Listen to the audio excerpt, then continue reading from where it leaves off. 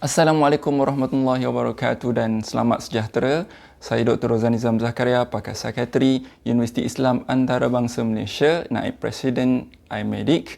Hari ini saya nak kongsi satu lagi tips apa yang anda boleh buat untuk kurangkan tekanan. Saya tahu ramai yang dah start stres, resah, gelisah, tertekan, terutama yang stuck dekat rumah. So, apa yang kita boleh buat untuk kita hilangkan perasaan stres tersebut? Hari ini saya nak kongsi satu tips lagi, tapi sedikit berbeza sebab hari ini saya nak ambil tips ini daripada Al-Quran. Dalam surah Al-Ma'arij, surah ke-70, ayat ke-19, Allah sebut, Innal insana khuliqa halu'an. Sesungguhnya manusia itu diciptakan dengan tabiat resah, gelisah. Dalam bahasa mudahnya, mudah stres. Dalam ayat-ayat seterusnya, Allah cerita tentang pelbagai tips bagaimana kita nak hilangkan perasaan tersebut. Cuma saya nak ambil satu poin saja yang kita boleh kongsikan hari ini.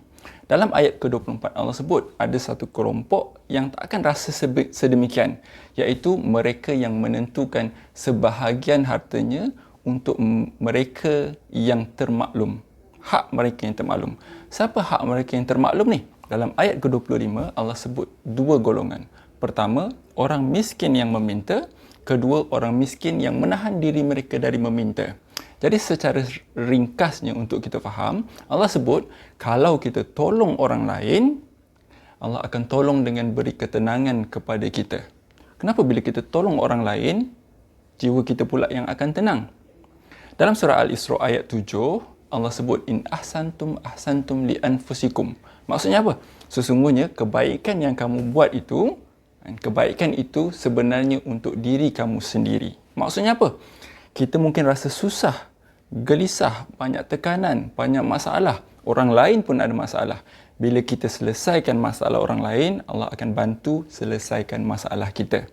Sama dengan apa Nabi sebut dalam satu hadis riwayat Muslim. Nabi sebut barang siapa yang mempermudahkan kesulitan orang lain, Allah akan mudahkan urusan dia, dunia dan akhirat. So, urusan dunia ni mungkin kegelisahan kita tu, ke akhirat mungkin balasan syurga. Now, bila kita sebut buat baik, memanfaati orang lain akan kurangkan kita punya stres, ia bukan sebenarnya sekadar apa yang Allah sebut dalam Al-Quran, apa yang Nabi sebut dalam hadis. Ia terbukti secara saintifik. Apa maksudnya? Kalau rajin, balik boleh Google Scholar, type in effect of volunteerism to health. Ada satu kajian oleh KCD dan tim dia tahun 2008. Dia kumpulkan 87 kajian yang melihat efek volunteerism membantu orang lain kepada kesihatan diri kita. Dia simpulkan beberapa perkara. Saya nak highlight 2-3 perkara saja. Dia bagi tahu apa? Dia conclude bahawa volunteerism membantu orang lain akan bantu, pertama, reduce mortality. Maksudnya apa? Panjang umur. Kedua, dia akan improve kita punya mental health, baiki kesihatan mental kita. Ketiga, dia akan bantu kita untuk cope dengan masalah kita.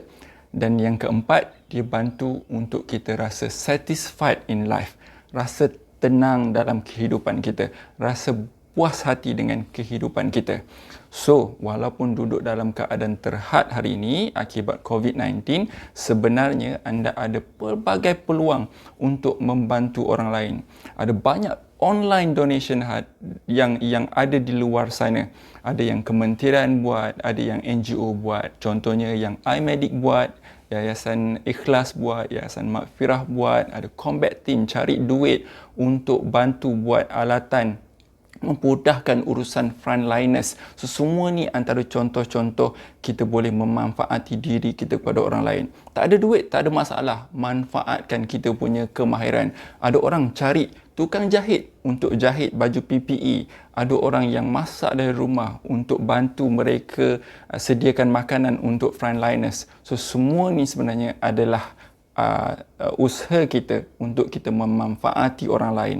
So, stay connected walaupun stay at home. So, mudah-mudahan apa yang kita amalkan ini akan bantu kita untuk lebih sihat secara emosi dan psikologi.